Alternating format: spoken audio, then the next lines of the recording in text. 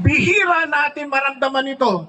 In fact, nung inaresto si President Duterte, doon lang medyo nakakaramdam tayo ng saya, di ba?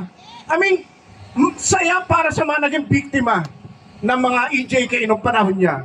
Ngayon, ito naman yung kanyang anak na si Vice President Duterte na nahaharap sa mga matitinding ebidensya laban sa kanya. At may impeachment trial nga na dapat naganap na nung 5 months ago, ay dinidelay nitong si Senate President Jesus Escudero.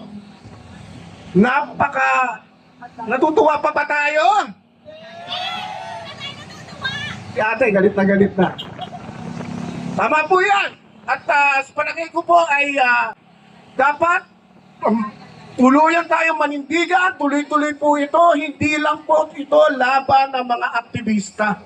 Laban po ito ng bawat mamamayang Pilipino.